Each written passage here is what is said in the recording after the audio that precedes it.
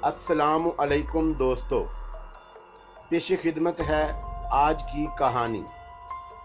कहानी में आगे बढ़ने से पहले मेरी नए आने वाले दोस्तों से अपील है कि हमारे चैनल को सब्सक्राइब करें और बेल के आइकॉन को दबाकर ऑल नोटिफिकेशन ऑन कर दें ताकि हर आने वाली नई वीडियो का नोटिफिकेशन आपको बर वक्त मिल सके।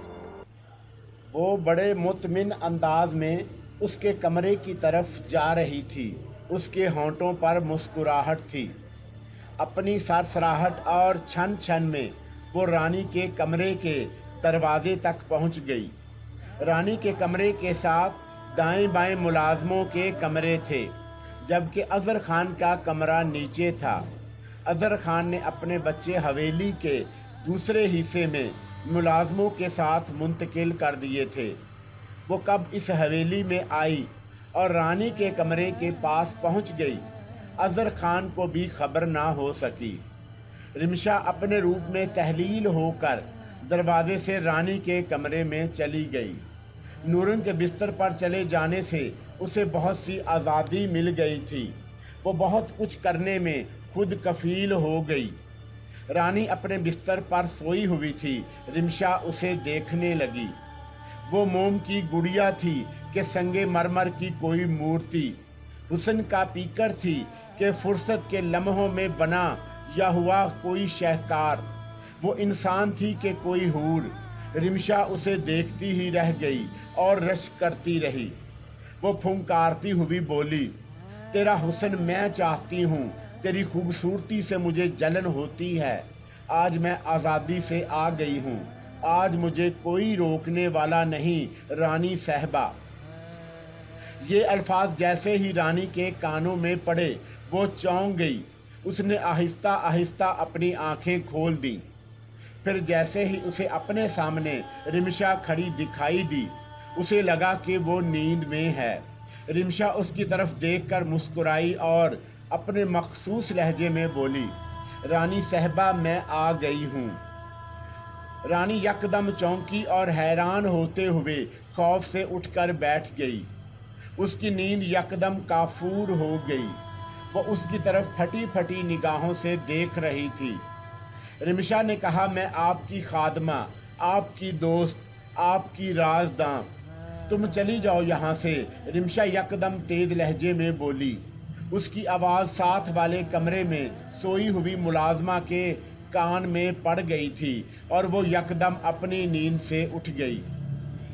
रिमशा ने अपने होंठों पर उंगली रखकर आवाज़ निकाली तो लगा जैसे पूरी हवेली में ये आवाज़ घूम गई है।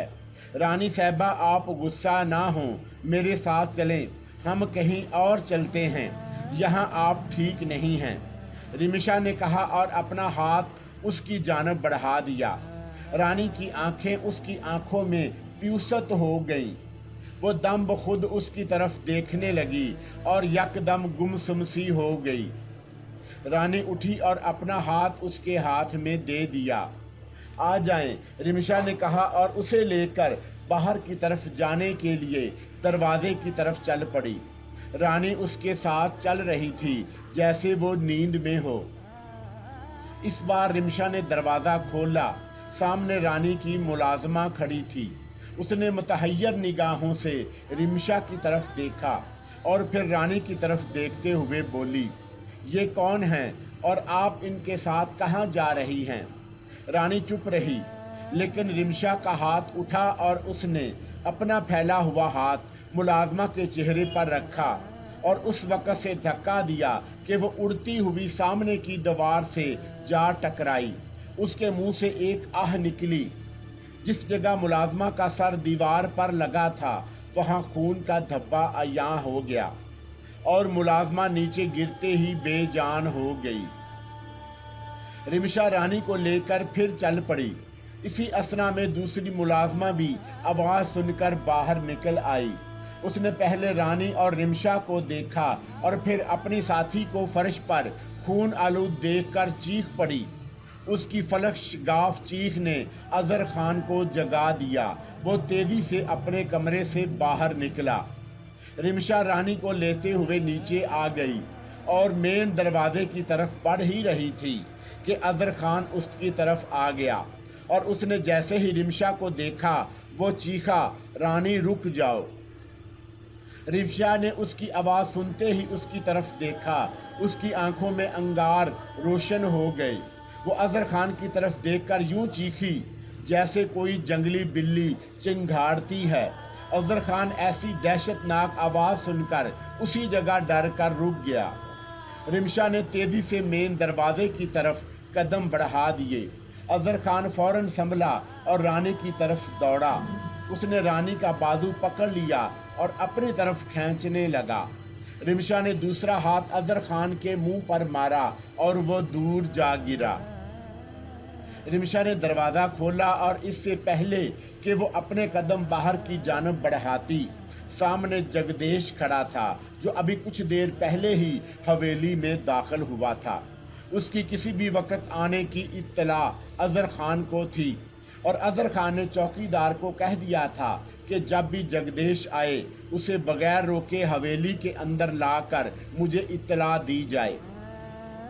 रिमशा ने जगदेश की तरफ देखा और जगदेश ने फुर्ती से आगे बढ़कर रानी का बाजू उससे छुड़ाकर उसे अजहर खान की तरफ धक्का दे दिया और एक हाथ रिमशा के बालों की तरफ बढ़ाया। रिमशा फिर उसी जंगली बिल्ली की तरह चिंघाड़ी और यकदम वो तहलील हो गई। जगदेश यूं भागा जैसे वो उसे देख रहा हो। भागते भागते उसने अपना हाथ आगे भी बढ़ाया। सामने हवेली के अहाते की दीवार थी। कुछ ही फासला रहता था और वो महज दीवार के साथ टकरा कर रह गया। रिमशा एक बार फिर हाथ से निकल गई। जगदेश ने तासफ से अपने दांत पीस कर गुस्से का इजहार करते हुए दीवार पर हाथ मार दिया। अगर सामने दीवार ना आती तो रिमशा उसके बड़े हुए हाथ से महज 1 फुट की दूरी पर थी। उसका बच निकलना मुश्किल था, लेकिन वो दीवार के पार चली गई और जगदेश के हाथ वो आते आते रह गई। जगदेश हवेली के एक कमरे में था। उसके साथ अजहर खान, जगदेश के 2 आदमी और रानी मौजूद थे। रानी अभी तक गुमसुम थी। वो कुर्सी पर यूं बैठी हुई थी जैसे कोई नीम बेहोशी की हालत में हो। उसकी निगाहें झुकी हुई थी। मेरे उस्ताद मोहतरम का हुक्म था कि मैं आपके पास जाऊं। मैं अपने उस्ताद मोहतरम के पास बहुत देर तक बैठा रहना चाहता था, इसलिए मैंने ये पैगाम भिजवाया था कि जैसे ही मैं फारग हुआ सीधा हवेली की तरफ आ जाऊं, ख्वाह सूरज डूब रहा हो या रात का आखिरी पहर हो। शुक्र कीजिए कि मैं आ गया, वरना ये एक ज़बरदस्त हमला था। ऐसा हमला कि वो रानी को जाने कहाँ ले जाती और उसका क्या हाल करती। जगदेश ने अजहर खान की तरफ देखते हुए कहा। उसका लहजा बहुत धीमा था और वो तेज़ तेज़ बोलने का आदी नहीं था। अजहर खान उसकी बात बड़े गौर से सुन रहा था। कमरे में खामोशी हुई और जगदेश फिर बोला, वो रानी की जान की ही नहीं उसके हुस्न की भी दुश्मन है। मुझे समझ नहीं आई कि आप दोनों ने अब तक शादी क्यों नहीं की। जगदेश ने कहा और सवालिया निगाहों से अजहर खान की तरफ देखने लगा। अजहर खान सोचने लगा कि वो इस सवाल का क्या जवाब दे।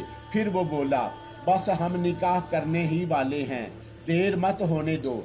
जगदेश ने कहा और एक लम्हे के लिए आंखें बंद करने के बाद उसने आंखें खोलते हुए कहा, आज से तीसरे दिन मंगल के दिन शाम को आप रानी से निकाह कर लें, इससे आगे नहीं। इसी असना में रानी ने एक झटका लिया और उसने फूली हुई सांस के साथ अपनी आंखें खोल दी। उसने अपने दाएं बाएं देखा। कुछ ही देर में उसकी सांस भी ठीक हो गई और उसे होश भी आ गया। क्या हुआ? रानी ने अजहर खान की तरफ देखकर पूछा। फिर यकदम उसे रिमशा याद आ गई। वो उसके कमरे में आई और उसने अजहर खान के बोलने से पहले ही कहा, रिमशा आई थी। हाँ, अब वो चली गई है, तुम ठीक हो। वो कैसे आ गई थी? रानी ने पूछा। इनसे मिलो, ये जगदेश साहब हैं, नूरंग साईं के शागिर्दे खास, हमारे दोस्त हैं। ये बर वक्त आ गए और यूं वो भाग जाने पर मजबूर हो गई। अगर ये वक्त पर ना आते तो ना जाने क्या हो जाता। किस कदर भयानक वक़्त था वो, रानी ने कहा और एक झुरझुरी सी ली। मैं एक बात पूछना चाहता हूँ, जगदीश ने रानी की तरफ देखते हुए कहा। हाँ पूछें, रानी उसकी जानब मतवज्जा हुई। आप इनसे शादी करने में देर क्यों कर रही हैं? रानी ने अजहर खान की तरफ देखा और कहा, कोई ऐसी बात नहीं है। कोई बात नहीं है तो फिर आज से तीसरे दिन इनसे निकाह कर लें। आपको अंदाज़ा नहीं कि आप दोनों की शादी में किस्मत आपके कदमों में होगी। जगदीश ने कहा, सब कुछ बदल जाएगा। मैं तैयार हूँ, रानी ने कहा। अजहर खान ने सुनते ही एक मुस्कुराहट अपने चेहरे पर सजा ली। जगदीश ने कहा कि बहुत खूब, आज से तीसरे दिन, इससे आगे नहीं। ठीक है, रानी ने इस बात में सर हिला दिया। नूरन साईं अगर बिस्तर पर हैं तो क्या है, हम हैं, सबका मुकाबला करने के लिए हम मौजूद हैं। जगदीश के लहजे में ज़ोहम था। अब हमें कोई फिक्र नहीं, अब हम कुछ देर के लिए आराम करना चाहेंगे। जगदीश उठ खड़ा हुआ। अजहर खान खुद उसे कमरे तक ले गया। जैसे ही अजहर खान उसे कमरे में छोड़कर जाने लगा, जगदीश पुर इसरार लहजे में बोला, रानी को अब अकेला छोड़ना खतरा है। वो इस बार उस पर एक शदीद हमला करेगी, होशियार रहना। अजहर खान ने सुना और इस बात में सर हिला दिया। कुछ देर बाद ही फजर की आज़ान की आवाज़ अपनी मिठास बखेरने लगी। रिमशा अपनी असल शक्ल में आ गई थी। वो भागकर सीधी अजहर खान के वसी बागों में चली गई। उसकी शक्ल में कराहत और हैबत थी। उसकी आंखें गुस्से से सुर्ख थीं। वो चीखी और उसने इंतहाई गुस्से से अमरूद के दरख्त को दोनों हाथों से पकड़कर ज़ोर ज़ोर से जुनूनी अंदाज में हिलाना शुरू कर दिया। एक मजबूत दरख्त झूलने लगा था। उसके पत्ते झड़कर नीचे गिरने लगे। फिर उसने उस दरख्त को छोड़ा और गुस्से से दूसरी जानब कदम उठाए और ज़मीन पर मुक्का मार दिया। ज़मीन पर पड़े पत्ते और घास फूस उसके मुक्के की धमक से अपनी जगह से उछले और अब कुछ अपनी जगह पर और कुछ दाएं बाएं हो गए। वो बहुत आग बघोला थी। रानी को वो लेने के लिए गई थी लेकिन नाकाम हो गई। वो उसे वहाँ से ले जाना चाहती थी, उस जगह से बहुत दूर, और फिर उसका रूप इख्तियार कर लेना चाहती थी। लेकिन ऐन वक्त पर जगदीश ने आकर उसके रास्ते में रुकावट खड़ी कर दी थी और वो भाग जाने पर मजबूर हो गई। और वो फिर अपनी जगह से उठी और उसने मुंह से अजीब आवाज़ें निकाल कर 2-3 चक्कर लगाए और फिर वो अपनी दहशतनाक आवाज़ में बोली, बस अब और नहीं, अब की बार रानी मेरे हाथ से नहीं बच सकेगी। अब उस पर आखिरी हमला होगा और मैं उसे दूर ले जाऊंगी, बहुत दूर रखकर। पहले उसे जीने की सज़ा दूंगी और बाद में उसका खून उसकी रगों से चूस लूंगी। उसने कहकर अब फिर अपने मुंह से अजीब आवाज़ निकाली और हवा की तरह जाने किस तरफ निकल गई कि पत्ते और गिर्द उड़कर रह गई। मारिया की आंखों से नींद सारी रात रूठी रही। उसने सोने की कोशिश भी नहीं की। उसे अपने बच्चे और अजहर खान का रवैया बार बार याद आता रहा। उसे यकीन नहीं आ रहा था कि वो अजहर खान ही है जो उसे मार देना चाहता था। वो ये तो नहीं जानती कि उसके अज़ाइम क्या हैं और वो उसे क्यों मार देना चाहता है, लेकिन उसका दिल ये ज़रूर कहता है कि अजहर खान जिस शख्स के पीछे है और जिसे सब कुछ अपना मानता है, उसी के कहने पर उसने ऐसा करने की कोशिश की होगी। क्या सोच रही हैं आप? जीरा ने मारिया को चारपाई पर बैठी देखा तो पूछा। जीरा, कहीं से फ़ोन करने का इंतज़ाम हो सकता है? बहुत मुश्किल है, यहाँ तो किसी दुकानदार ने भी फ़ोन नहीं रखा हुआ। पूरे गांव के लोगों के पास मोबाइल आ गया है। जीरा ने कहा, मुझे किसी तरह से कहीं से फ़ोन ला दो। जीरा सोचने लगी, कहीं से भी सोचो, तुम्हारी कोई सहेली, कोई कज़न जिसके पास फ़ोन हो और तुम उससे कॉल करने के बहाने ला सको। मारिया ने उसकी तरफ देखते हुए कहा। जीरा फिर सोचने लगी, अपना दिमाग दौड़ाने लगी और बोली, कोई भी नहीं है, हम गरीब हैं, रिश्तेदार हमें वैसे ही छोड़ चुके हैं, कोई सहेली नहीं। फिर एक काम और करो। वो क्या? तुम किसी तरह से ताया मजर की हवेली में चले जाओ। मारिया ने कहा। उसका लहजा धीमा था। उनकी हवेली पर क्यों? जीरा हैरान होकर बोली। जो तुमने देखा और सुना वो उन्हें बता दो और बोलो कि मैं यहाँ हूँ, मुझे पनाह चाहिए। मारिया ने कहा। मगर आप ऐसा क्यों कर रही हैं? जीरा की हैरत अपनी जगह पर थी। जो जाल अजहर खान ने बिछाया है, मैं उसी जाल को अब अपनी ढाल बनाना चाहती हूँ, उसकी बात को हकीकत बना देना चाहती हूँ। मारिया ने मुस्लिम इरादे से कहा। उसके लहजे में सख्ती थी। अजहर खान ने अपने आदमियों की वजह से मेरा यहाँ से निकलना नामुमकिन बना दिया है। उसके सिवा कोई चारा नहीं कि ताया मजर मुझे यहाँ से निकाल कर ले जाए। लेकिन ये आपके लिए ठीक नहीं है। उनकी बात सच हो जाएगी। हो जाए। मैंने फैसला किया है कि मैं अब अजहर खान से जंग लड़ूंगी और जंग में सब कुछ जायज़ है। मारिया ने कहा। मेरा मशवरा है कि आप अपने अब्बा जी को बुला लें। ये मेरी जंग है, अब मैं ही उसे लड़ूंगी। मारिया ने कहा। अचानक बाहर आहट हुई जैसे कोई आया हो। जीरा ने कमरे का दरवाज़ा खोलकर बाहर देखा और उसकी चीख हलक में ही फंस कर रह गई। यकदम कमरे का पूरा दरवाज़ा खुला और सामने मिर्ज़ा फाजली अपने दो असला बरादर साथियों के साथ खड़ा था। उसके चेहरे पर मस्कुरूर मुस्कुराहट थी। मारिया ने उसकी तरफ देखा तो खौफजदा हो गई। आइए मारिया बीबी, हम आपको लेने के लिए आए हैं, मिर्ज़ा फाजली ने कहा। मारिया हैरान थी कि ये लोग इस जगह तक कैसे पहुंच गए। खुद जीरा की समझ में भी नहीं आया। उस घर में कोई नहीं आया था, जबकि जीरा की माँ सवेरे ही तंदूर की तरफ चली गई थी। वो सारी रात मारिया के साथ हमदर्दी करती रही और बार बार अजहर खान के रवैये पर अफसोस करती रही थी। तुम यहाँ? मारिया के मुंह से हैरत से निकला। जी हाँ, आइए चलते हैं, मिर्ज़ा फाजली ने बड़े अदब एहतराम से कहा। और कौन है तुम्हारे साथ? मारिया ने पूछा। कौन से आपकी क्या मुराद है? मिर्ज़ा फाजली ने पूछा। तुम्हारा मालिक भी साथ आया है क्या? मारिया ने कहा। मिर्ज़ा फाजली मुस्कुरा दिया। वो हवेली में आपका इंतज़ार कर रहे हैं। चले जाओ यहाँ से, मुझे तुम लोगों के साथ नहीं जाना। मारिया ने दुरुस्त लहजे में कहा। हमें हुक्म है कि हम आपको लेकर आएं। आप मान जाएं तो ठीक है, वरना हवेली से कुछ खवातीन भी उन्होंने भेजी हैं जो आपको मजबूरी की हालत में उठाकर गाड़ी तक ले जाएंगी। मिर्ज़ा फाजली का लहजा बहुत धीमा और शाइस्ता था। दफ़ा हो जाओ तुम यहाँ से, मारिया चीखी। हम हुक्म के गुलाम हैं और हुक्म के आगे मजबूर, मिर्ज़ा फाजली ने कहा। बराए मेहरबानी आप मेरे साथ चलें। मैं नहीं जाऊंगी, मारिया ने दो टोक कहा।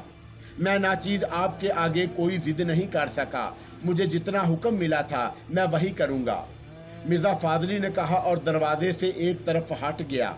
उसके हटते ही दो मोटी औरतें जो उसकी हवेली से ही आई थी आगे बढ़ीं। मारिया की बोलने की परवाह किए बगैर दोनों ने मारिया को दबोच लिया। जीना भी उन्हें हटाने के लिए आगे बढ़ी, लेकिन मिर्ज़ा फाजली ने उसे इशारे से मना कर दिया। उसका इशारा ऐसा था कि जीना डर सी गई। उसके बाद एक औरत अंदर आई और उसके हाथ में सुरंज थी। मारिया हिलने की कोशिश कर रही थी। उसके मुंह पर एक औरत ने हाथ भी रखा हुआ था।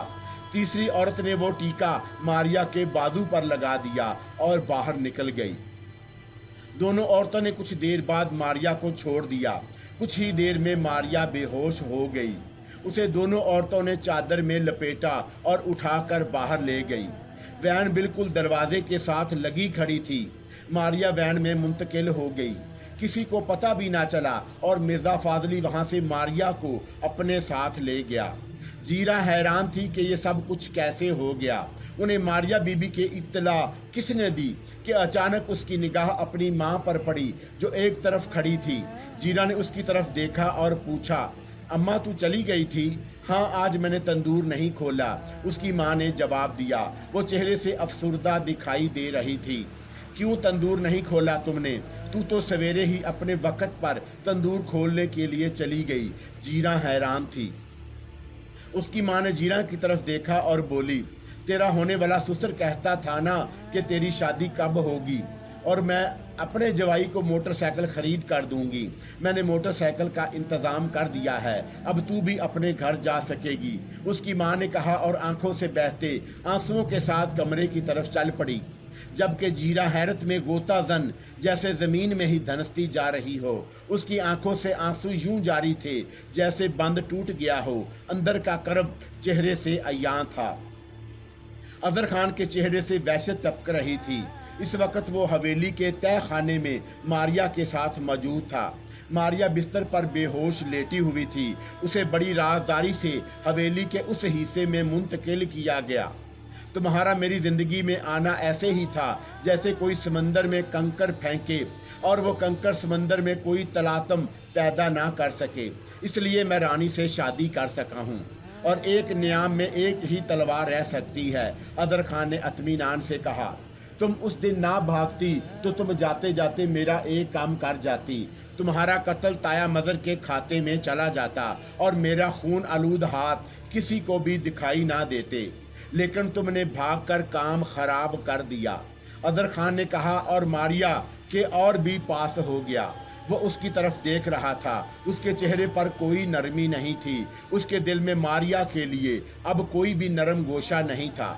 उसे बस यही याद था कि उसे मारिया को मारना है और रानी को उसकी जगह देनी है। वो सब कुछ भूल गया।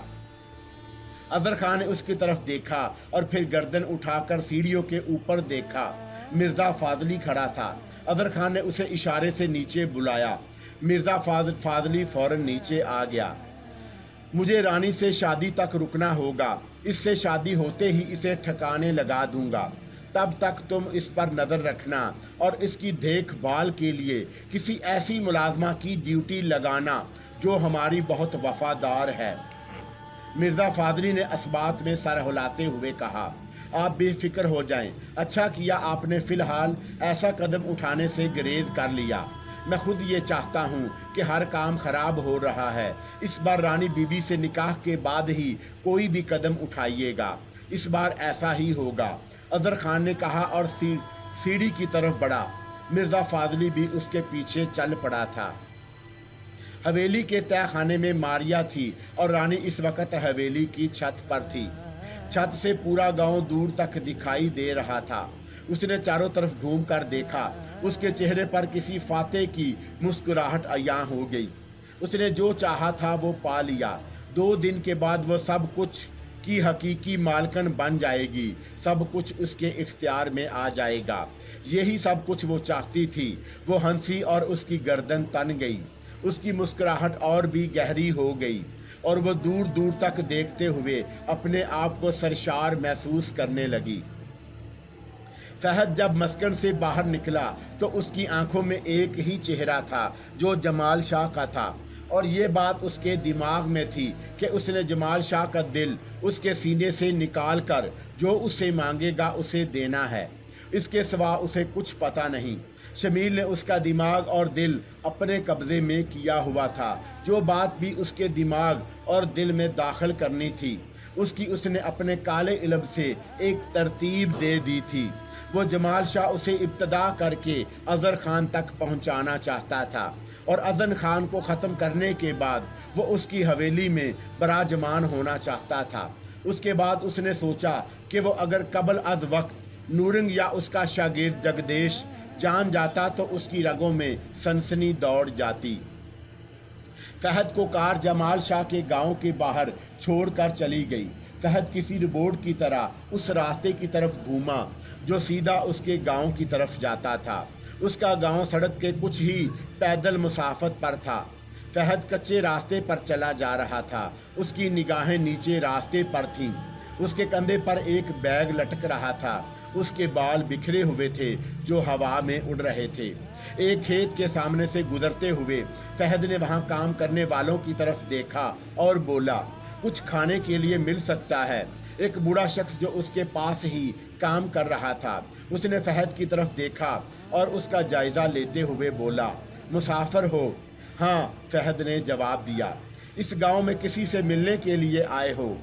बूढ़े ने पूछा। फहद चुप हो गया और फिर बोला, नहीं। बूढ़ा उसके पास गया। फिर उस गांव में कैसे आ गए हो? भूल गए हो क्या? हाँ, मुझे शायद याद नहीं, उतरना था, कुछ खाने के लिए मिलेगा, फहद ने जवाब देकर कहा। बूढ़े ने ऊपर सूरज की तरफ देखा जो गुरूब होने के लिए अपनी कुछ ही मुसाफत पर था, और वो बोला, आओ मेरे घर चलो। बूढ़ा उसे लेकर अपने घर चला गया। उसका घर कच्चा और छोटा था। उसने फहद को एक तरफ बैठाया और खुद अपनी बीवी से कुछ खाना लाने के लिए कहा। उसकी बीवी चूल्हे के पास ही बैठी हुई थी। हंडिया तैयार करके वो रोटियां पका रही थी। तुम यहाँ बैठो और मैं मुंह हाथ धो लूँ, बूढ़े ने कहा और एक तरफ चला गया। उसी असना में बूढ़े का नौजवान बेटा सामने के कमरे से बाहर निकला और अपनी माँ से बोला, अम्मा मैं जा रहा हूँ, सीधा जाना और काम खत्म होते ही वापस आ जाना, उसकी माँ ने कहा। वो अच्छा कहकर बाहर निकल गया। उसने एक नज़र भी अपने सहन में एक तरफ बैठे हुए फहद को नहीं देखा और ना ही उसे पता चला कि वहाँ कोई बैठा हुआ है। वो अपने ही ख्यालों में था। जो ही घर से बाहर निकला, फहद अपनी जगह से उठा और उसके पीछे चल पड़ा। वो लड़का आगे आगे जा रहा था और फहद उसके पीछे ऐसे कदम उठा रहा था कि वो उसके पीछे ही रहे। शाम के साए फैल रहे थे। अचानक वो नौजवान रुक गया और उसने अपने पीछे चलते हुए फहद की तरफ देखा। फहद भी रुक गया। क्या बात है, उसने पूछा। क्या हुआ, तुम मेरा पीछा कर रहे हो, लड़के ने कहा। हाँ, फहद ने इस बात में गर्दन हिला दी। क्यों, वो मुतहय्यर होकर बोला और उसका जायज़ा लेना लगा। क्योंकि मुझे भी उसी जगह जाना है जहाँ तुम जा रहे हो और मुझे वहाँ तक का रास्ता नहीं पता, फहद ने साफ गोई से कहा। मैं तो जमाल शाह की तरफ जा रहा हूँ और तुझे कैसे पता है कि मैं वहाँ जा रहा हूँ, उसने कहा और उसकी हैरत दो चंद हो गई। मैं तुम्हारे घर से ही तो निकला हूँ। मैंने तुम्हारे बाप से पता पूछा था तो उन्होंने कहा था कि तुम वही जाने वाले हो, साथ चले जाना। तुम जैसे ही अपने घर से निकले, तुम्हारे बाप ने कहा कि वो मेरा बेटा जा रहा है, तुम उसके पीछे चले जाओ। उस वक़्त हम घर से कुछ ही फासले पर थे, फहद ने कहा। उसका लहजा सपाट था। उसने सोचा कि शायद ऐसा ही हो। वो बोला, आओ। दोनों बराबर चलने लगे। चलते चलते उस नौजवान ने पूछा, तुम मेरे अब्बा को जानते हो? नहीं, मैंने उनसे जमाल शाह के घर का पता पूछा था और मुझे अपने साथ लेकर चल पड़े, फहद ने बताया। इस वक्त वो खेतों में काम कर रहे थे। कहाँ से आए हो? शहर से। सामने जमाल शाह का घर था। वो पक्की ईंटों का बना हुआ था। बड़ा गेट लगा हुआ था जिसमें एक छोटा सा दरवाज़ा था। वो लड़का उससे उस छोटे दरवाजे से गुजरकर अंदर ले गया। अंदर एक तरफ 10-12 चारपाइयाँ एक दूसरे के आमने सामने बिछी हुई थीं। उन पर गाँव तकिए भी रखे हुए थे। उनके दरमियान 4 बड़े हुक्के पड़े थे, जबकि चंद नौकर दाएं बाएं अपने काम में मसरूफ थे। फहद ने दाएं बाएं देखते हुए जायज़ा लिया। नौजवान ने एक नौकर से जमाल शाह का पूछा। उसने बताया कि अभी बाहर आने ही वाले हैं। उस नौजवान ने फहद से कहा कि वो उस चारपाई पर बैठ जाए। फहद एक चारपाई पर बैठ गया। उसका मुंह दूसरी तरफ था। इसी असना में कुछ और लोग भी शाह जमाल से मिलने के लिए आ गए, जो कि फहद के पास ही चारपाइयों पर बैठ गए। कुछ देर बाद जमाल शाह बाहर आया। फहद ने उसकी तरफ नहीं देखा। जमाल शाह पहले उस नौजवान से मिला, उससे उस वही खड़े खड़े बातें की और वो नौजवान दूसरी तरफ चला गया। जमाल शाह उन चारपाइयों की तरफ बढ़ा। उसकी चाल में तमकनत थी। उसने सफ़ेद लट्ठे का सूट जेबे तन किया हुआ था। जमाल शाह सबके साथ मिला और जो ही वह फहद की तरफ बढ़ा और चौंक पड़ा, जबकि फहद के चेहरे पर कोई ऐसा तासुर नहीं था जिससे कुछ ऐसा ज़ाहिर हो। जमाल शाह को देखते ही उसके चेहरे पर गुस्सा आ गया। तुम? जमाल शाह ने उसकी तरफ देखते हुए बड़ी हैरत से कहा। उसकी निगाहें फहद के चेहरे पर जम गईं। जी, मेरा नाम नसीर है। फहद के जहन में यकदम नाम आया और उसने कहा, तुम नसीर हो? जमाल शाह ने उसकी तरफ देखते हुए कहा। उसकी हैरत जूं की तूं थी। जी, मैं नसीर हूँ, फहद ने फिर दोहराया। कहाँ से आए हो? जमाल शाह मखमसे में था कि वो नसीर है कि फहद, जिसे उन्होंने मिलकर उस वीरान मकान में बांध दिया था। मैं कायमपुर से आया हूँ। मुझे एक बहुत ही ज़रूरी बात करनी है आपसे। कायमपुर? जमाल शाह के लिए उस गांव का नाम सुनकर और भी हैरत हुई। क्या बात करनी है? यहाँ नहीं तो फिर कहाँ? जमाल शाह बोला, अलग अंदर किसी कमरे में बहुत राजदारी की बात है। जमाल शाह ने एक बार फिर फहद का जायजा लिया, उसका चेहरा बड़े गौर से देखा और सोचने लगा कि ये वो नहीं है, ये उस जैसा है। वो इस वीराने में पहली रात ही मर गया होगा और फिर ये कायमपुर गांव का नाम ले रहा है, उसे यकीनन अजहर खान ने भेजा होगा। फहद की शक्ल सूरत वाला अचानक कहीं से उसके सामने आ गया होगा और उसने इधर भेज दिया, लेकिन उसने फ़ोन पर कोई बात नहीं की। मुझे वापस भी जाना है। वो चौंका, कायमपुर से तुझे किसने भेजा है? अजहर खान ने। फहद ने बिला तामल जवाब दिया। उसकी निगाहें जमाल शाह की निगाहों में प्यूसत थीं। अजहर खान का नाम सुनते ही वह चौंका, उसका ख्याल दुरुस्त निकला। उसने सोचा कि वो मोबाइल पर अजहर खान से राब्ता कर ले, लेकिन फिर उसने इरादा बदल दिया। वो उसे लेकर अंदर चला गया। मेन दरवाजे के साथ ही एक कमरे का दरवाज़ा था। वो दोनों उस कमरे में चले गए। क्या बात है? जमाल शाह ने पूछा।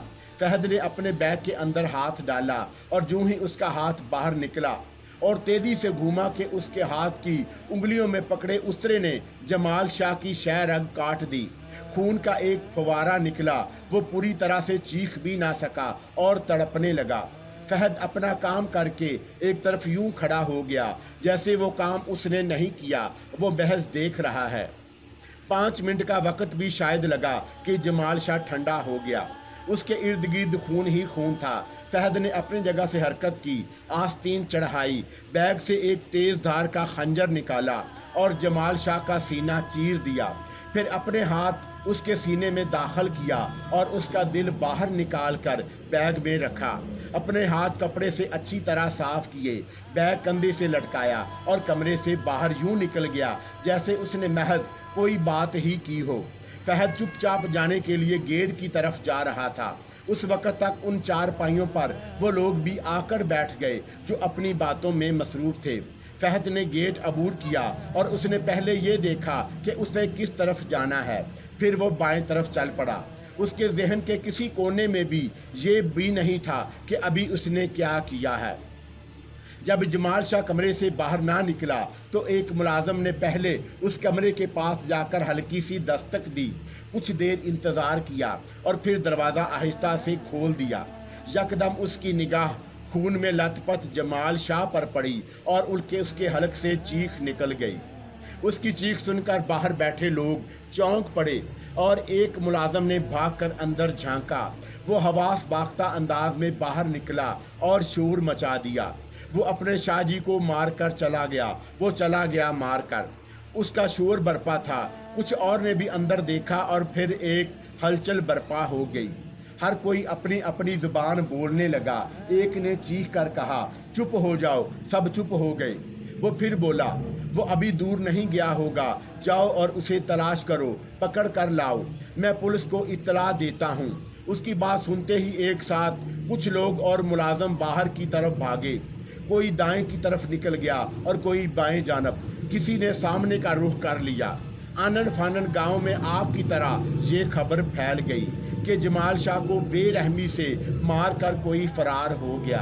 सब का रुख उसके घर की तरफ हो गया। एक कहराम बर्पा हो गया। गांव में खौफ और दहशत के साए फैलने लगे। फहद उससे बेखबर उसके अकब में क्या हो रहा है बस के इंतज़ार में खड़ा था। कुछ देर के बाद सवारियों से लदी हुई बस आकर रुकी। कुछ सवारियां नीचे उतर गईं और सवार होने वालों में फहद भी था। बस आगे चली गई।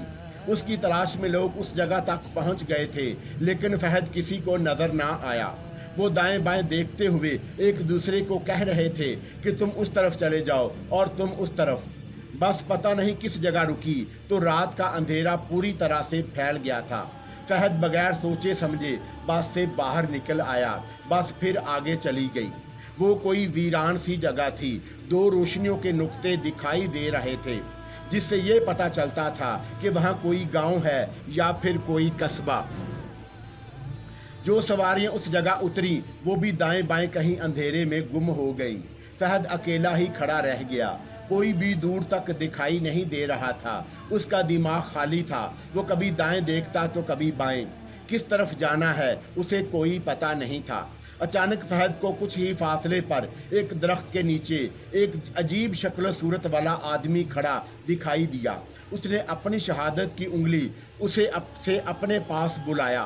फहद उसके पास चला गया। उस आदमी ने कुछ कहे सुने बगैर उसके कंधे से बैग उतारा और पीछे फसलों की तरफ चला गया। वहाँ गहरा अंधेरा था और वो अंधेरे में कहीं गुम हो गया। फहद कुछ देर उस जगह खड़ा रहा और उसके कदम खुद ही एक तरफ जाते हुए रास्ते की तरफ उठ गए। शमील बहुत खुश था। वो अजीब शक्ल सूरत वाला आदमी उसके सामने आलती पालती मारे बैठा हुआ था। उसकी गर्दन झुकी हुई थी। वो बैग भी ज़मीन पर पड़ा था जो फहद के कंधे से उस आदमी ने उतारा था। शमील ने सुल्तान को इशारा किया जो पास ही खड़ा था, ये ले जाओ और संभाल कर रखना। सुल्तान ने वो बैग उठाया और बाहर निकल गया। फिर शमील ने उस अजीब व शक्ल सूरत वाले आदमी से कहा कि तुम भी जाओ। वो आदमी अपनी जगह पर बुराजमान रहा और फिर तहलील हो गया। शमील के कमरे में खामोशी छा गई। यकदम एक धमाके से कमरे का दरवाज़ा खुला और एक दहशतनाक सूरत वाली औरत अंदर आई और उसी जगह रुक गई। जमील ने उसकी तरफ देखा और मुस्कुराकर कहा, आओ आओ, मैं तुझे रिमशाही करूँगा, और अच्छा नाम दिया था तुझे नूरिंग ने। वो हंसी, उसके हंसने में खौफ था। वो बोली, तेरा पैगाम मिला था, तुझे तलाश करना बहुत मुश्किल है। एक पल यहाँ है तो दूसरे पल वहाँ हो। तुमसे दोस्ती करना चाहता हूँ, शमील ने कहा। नूरिंग का दुश्मन मेरा दोस्त है, वो बोली। उसकी आवाज़ को सुनकर एक आदमी डर जाता, इसीलिए तो मैं आ गई हूँ। तुझे और ताकत मैं दे देता हूँ। आज रात को ले उड़ो उसे। शमील ने मैनीखेज निगाह से उसकी तरफ देखते हुए कहा। किसकी बात कर रहे हो? वो उसी लहजे में बोली।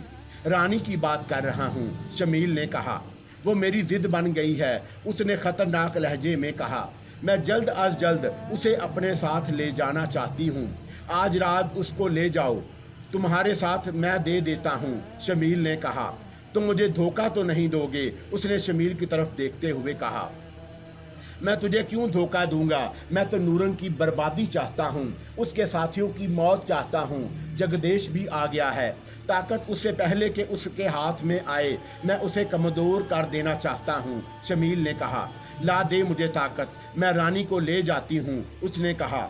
मैं अभी नूरिंग को मौत के मुंह में धकेलने के लिए जा रहा हूँ। उसके मरते ही तुम अपने अंदर एक तब्दीली महसूस करोगी, और ये एक तब्दीली ही बहुत है कि तुम रानी को आसानी से ले जा सकोगी, शमील ने फुंकारते हुए कहा। मार दो उसे, मुझे भी उसके साथ बहुत हिसाब करने हैं। जब मैंने पहली बार रानी को देखा था तो उसके हुस्न से मुझे जलन हुई थी। नूरिंग जानता था, लेकिन उसके बावजूद उसने मुझे उसके साथ जोड़ दिया, एक मुलाजमा बनाकर। ये भी एक सज़ा थी जो वो मुझे दे रहा था। उसे गुस्सा आया। वो चिंगारती हुई बोली, उसने तेरे सारे पर काट दिए, चाहते हुए भी कि तू कुछ नहीं कर सकी, और वो ये ही कहता रहा कि तुझे रानी के साथ रख कर उसके साथ गलती हुई। वो बहुत शातिर था, जानबूझकर उसने ऐसा किया।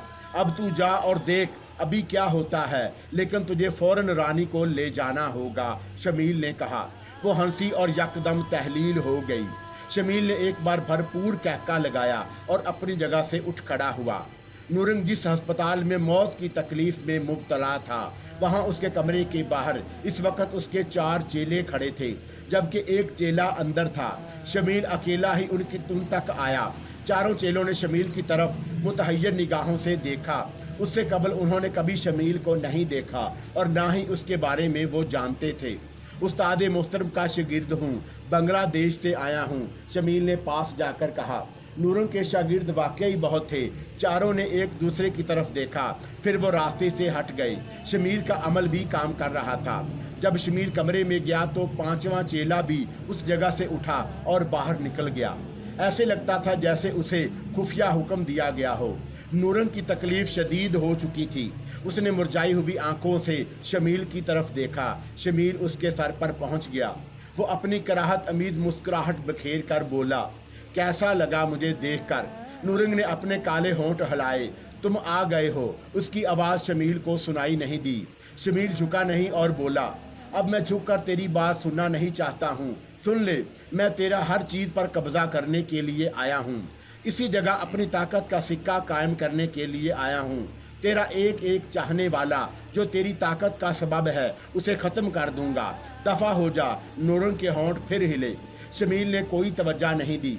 चाहता हूँ कि अब तुम दुनिया से चले जाओ ताकि मैं अपना काम और भी आसानी के साथ कर सकूँ। जगदेश तुम कहाँ हो? नूरन जैसे चीखा हो, लेकिन उसकी आवाज़ उसकी नाक की नोक से ऊपर नहीं गई। कुछ बोल रहे हो? बोल लो जितना बोलना है, शमील ने कहा और अपनी आंखें निकाल कर उसकी तरफ देखा। वो और भी खौफजदा हो गया। शमील ने अपना हाथ आगे बढ़ाया और उसकी शायरग अपनी 2 उंगलियों की रख दी। उसकी उंगलियों का दबाव बढ़ने लगा और नूरन के तकलीफ में इस कदर शिद्दत आ गई कि अगर वो उस जगह से उठ जाने की ताकत रखता तो शायद वो भागकर इतनी दूर चला जाना चाहता जहां ऐसी तकलीफ का एहसास भी कहीं ना हो। लेकिन वो बेबस था।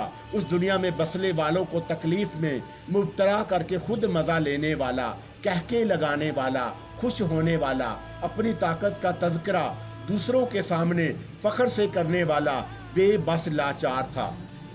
अपने जिस्म की एक उंगली हिलाने की ताकत भी खुदा ने उससे छीन ली थी और बता दिया था कि वह सबसे बड़ा है और अबदी ताकत उसी के पास है। तुम ये क्यों भूल गए थे? शमील जाने कितना तड़पा था, उसका अंदाज़ा करना मुश्किल था और फिर वो भी बेजान हो गया। शमील ने अपनी उंगलियां उसकी शहरग से उठा लीं। वो इत्मीनान से चलता हुआ कमरे से बाहर निकला। बाहर नूरन के 5 चेले जैसे मदहोश हों।